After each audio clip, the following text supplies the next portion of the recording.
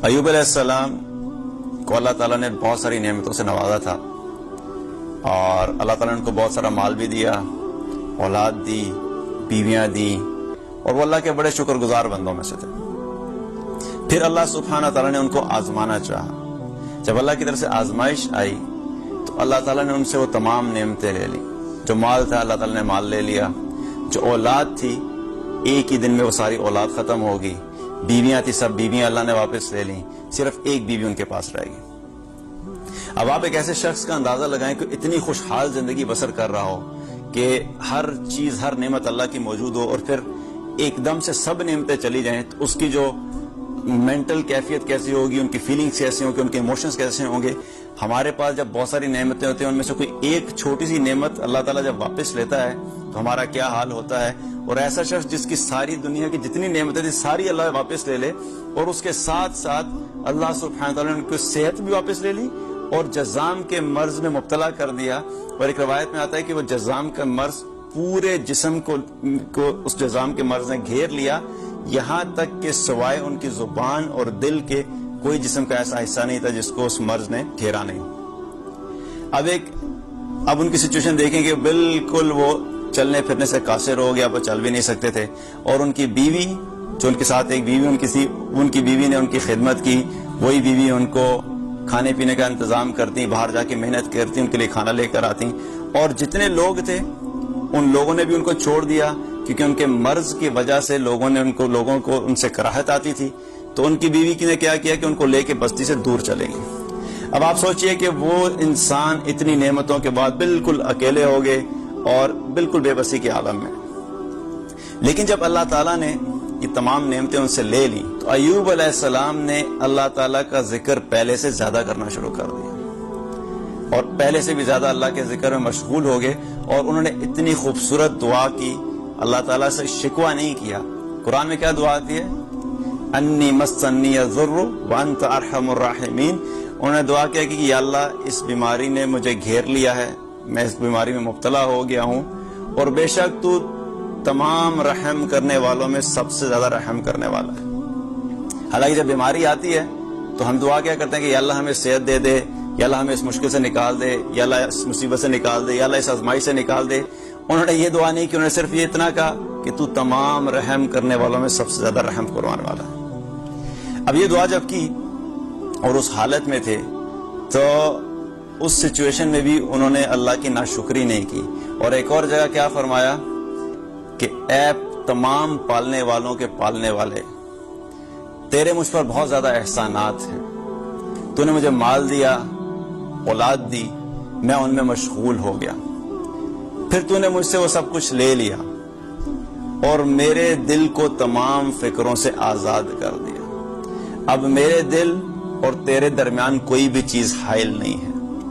और तेरी इस मेहरबानी का अगर मेरे दुश्मन इबलीस को इल्म हो जाए तो वो मुझसे बहुत ज्यादा हसद करे। क्या कह रहे हैं? सुभान अल्लाह के अल्लाह ने सारी नेमतें ले ली तो उस पे क्या कह रहे हैं कि तेरी इस मेहरबानी का अगर मेरे दुश्मन को इल्म हो जाए तो वो मुझसे बहुत हसद करे।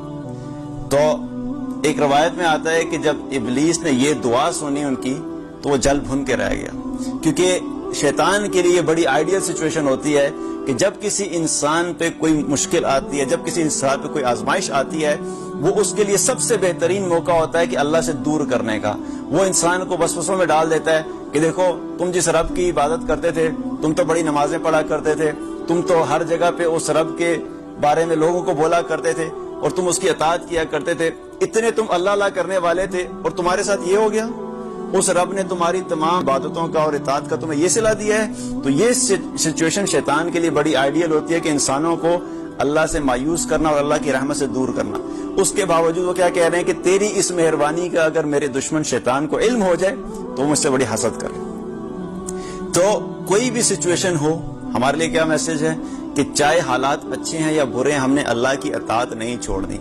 अल्लाह ताला अपने ईमान वालों को, अल्लाह ताला अपने बंदों को कभी देकर आजमाता है और कभी लेकर आजमाता है। कभी नेमतें देता है तब भी हम अल्लाह की तरफ से आजमाइश में होते हैं, जब अल्लाह ताला नेमतें ले लेता है तब भी हम अल्लाह की तरफ से आजमाइश में होते हैं। और आप सोचिए कि जब ईमान वालों पे कोई इम्तिहान आता है, जो अल्लाह के दीन पे चलने वाले लोग होते हैं, तो उसमें एक और चीज क्या होती है آج بھی یہ ہوتا ہے کہ لوگ کیا ججمنٹس پاس کرتے ہیں کہ دیکھو بڑا ایمان والا بننا پھرتا تھا, بڑا دیندار بنتا پھرتا تھا, اللہ تعالیٰ نے کس حال میں ڈال دیا. ہم تو پہلے ہی کہتے تھے منافق ہیں, ہم تو پہلے ہی کہتے تھے کہ یہ ظاہر میں کچھ اور نظر آتا ہے, باطن میں کچھ اور ہے.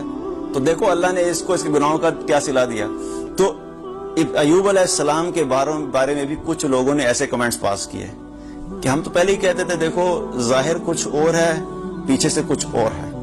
تو یہ بڑی اللہ کی طرف سے جب آزمائش آتی ہے تو اس پر بھی انہوں نے کیا کیا, صبر کیا اور اللہ تعالیٰ سے کوئی شکوہ نہیں کیا. اور ان کی بیوی نے ایک دفعہ ان سے کہا کہ آپ اللہ تعالیٰ سے دعا کیوں نہیں کرتے کہ اللہ تعالیٰ آپ کو اس آزمائش سے نکال دے. اور یہ آزمائش کتنا عرصہ تھی؟ ایک روایت میں تھا کہ 18 سال وہ اس حال میں رہے. اب ایسی بیماری کہ جس میں انسان ہل بھی نہیں سکتا, اس میں 18 سال گزارنا کوئی آسان کام نہیں ہے. ہمیں تھوڑی سی بیماری آتی ہے تو 2 دن 3 دن 1 ہفتہ 2 ہفتہ گزرتے ہیں تو ہم فوراً مایوس ہونا شروع کر دیتے ہیں کہ پتہ نہیں اللہ تعالیٰ نے اب مجھے بیماری لگا دی ہے, اب تو یہ ساری زندگی ہمارے ساتھ رہے گی, اور اللہ کی رحمت سے مایوس ہونا شروع کر دیں. 18 سال تک وہ اس حال میں رہے. تو جب ان کی بیوی نے ان سے کہا کہ آپ اللہ سے دعا کیجئے کہ اللہ تعالیٰ آپ کو اس بیماری سے نجات دلا دیں, تو انہوں نے آگے سے کیا جواب دیا کہ اللہ تعالیٰ نے مجھے 70 سال صحت اور نعمتوں اور عافیت میں رکھا. اب اگر 70 سال اللہ تعالیٰ مجھے اس حال میں رکھے اور میں صبر کروں تو وہ بھی کام ہے. اس حال میں بھی انہوں نے ان نعمتوں کا تذکرہ کیا کہ اللہ نے جب اس وقت دیا تھا تو جس اللہ نے وہ دیا تھا اسی اللہ نے مجھے اس حال میں ڈالا ہے. میں اس حال میں بھی اللہ سے راضی تھا اور میں اس حال میں بھی اللہ سے راضی ہوں.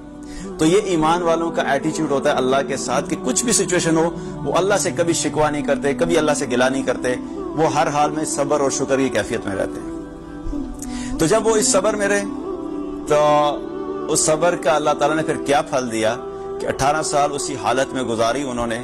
پھر ایک وقت آیا کہ اللہ تعالیٰ نے ان پہ سے آزمائش کو دور کر دیا. اللہ تعالیٰ نے ان کی دعا کو قبول کیا. انی مسنی الضر وانت ارحم الراحمین, جب یہ دعا کی تو اللہ تعالیٰ نے ان کی دعا کو قبول کیا. پھر اللہ تعالیٰ نے ان کو صحت دی, اور نہ صرف دی بلکہ اللہ تعالیٰ نے ان کے ساتھ کیا معاملہ کیا, وآتیناہ اہلہ ومثلہم, اللہ سبحانہ و تعالیٰ نے ان کو پہلے سے بھی زیادہ اولاد اور مال و متاع اس سے بھی زیادہ دے دیا. اہل و عیال دے دیے. ومثلہم, مثلہم کا کیا مطلب کہ جتنے پہلے تھے اتنے تو دیے, اس کے ساتھ ساتھ اتنے ہی اور زیادہ دے دیے. اور ایک روایت میں آتا ہے کہ اللہ تعالیٰ نے ایوب علیہ السلام سے پوچھا کہ ایوب, جو آپ کی پہلے اولاد تھی جو میں نے آپ سے لے لی تھی وہ اس وقت جنت میں ہے, آپ کو وہی اولاد چاہیے یا اس کی طرح کی اور اولاد دے دوں؟ تو ایوب علیہ السلام نے کہا کہ نہیں یا اللہ, ان کو آپ جنت میں رہنے دیجئے, مجھے آپ اس کی طرح کی اور اولاد دے دیجئے. تو یہ بھی ایک روایت میں آتا ہے. تو ہمارے لیے کیا میسج ہے کہ ہم نے ہر حال میں صبر کرنا ہے. جب بھی اللہ کی طرف سے کوئی آزمائش آئے, جب بھی اللہ کی طرف سے کوئی تکلیف آئے, جب بھی اللہ کی طرف سے کوئی مشکلات آئیں, تو ہم نے یہ سوچ لینا ہے کہ ایمان والوں کے جو پہلے گزر چکے ہیں وہ ایمان والے کن کن حالات سے گزرے ہیں. کیونکہ صبر جب ہم کریں گے تو اس صبر کے نتیجے میں اللہ تعالیٰ ہمیں دنیا میں بھی عطا فرمائے گا اور آخرت میں بھی عطا فرمائے گا. اور آخرت کا اجر تو لازمی ہے. اگر دنیا میں چلیں ہم کہتے ہیں کہ کسی سچویشن میں ہمیں نہیں ملا, تو آخرت کا اجر لازمی ہے. انما یوفی الصابرون اجرہم بغیر حساب. اللہ تعالیٰ نے قرآن میں کیا فرمایا کہ صبر کرنے والوں کو اللہ تعالیٰ بے حساب دیتا ہے, دنیا میں بھی دیتا ہے اور آخرت میں بھی دیتا ہے. اور ان اللہ مع الصابرین, اور صبر کرنے والوں کے ساتھ اللہ ہے. تو اللہ جس کے ساتھ ہے اس سے بڑی اور کوئی نعمت نہیں ہے. ساری دنیا بھی ہم سے اگر الگ ہو جائے, لیکن اگر اللہ ہمارے ساتھ ہے تو ہم دنیا میں بھی کامیاب اور ہم آخرت میں بھی کامیاب. لیکن اگر ہم مشکلات میں اللہ کے ساتھ شکوہ کرنا شروع کر دیں, اللہ کے سامنے یہ کہنا شروع کر دیں کہ میرے ساتھ ہی کیوں ہوتا ہے, اللہ کو میں ہی ملا ہوں یہ سب کرنے کے لیے, میرے دوست تو بڑے اچھی حالت میں رہتے ہیں لیکن میرے ساتھ یہ کیوں پرابلم ہوتا ہے, دیکھیں فلاں کو تو اتنی اچھی گاڑی مل گئی, میں تو ابھی تک پیدل چل رہا ہوں, فلاں کی جاب اتنی اچھی ہوگی تو میں تو ابھی تک رگڑا کھا رہا ہوں, میری زندگی کا تو کوئی بھی سمجھ نہیں آتی کہ میں ہر مشکل میں پھنسا ہوں. کبھی بھی اللہ سے ہم نے شکایت نہیں کرنی. جس حال میں ہے اس حال میں ہم نے شکر بھی کر رہے ہیں اور صبر بھی کرنا ہے. جب ہم یہ اپنا ایٹیٹیوڈ رکھیں گے تو اللہ تعالیٰ ہم سے دنیا میں بھی راضی ہو جائے گا, دنیا میں بھی سکون والی زندگی عطا فرمائے گا, اور آخرت میں بھی اپنی رضا کا معاملہ فرمائے گا.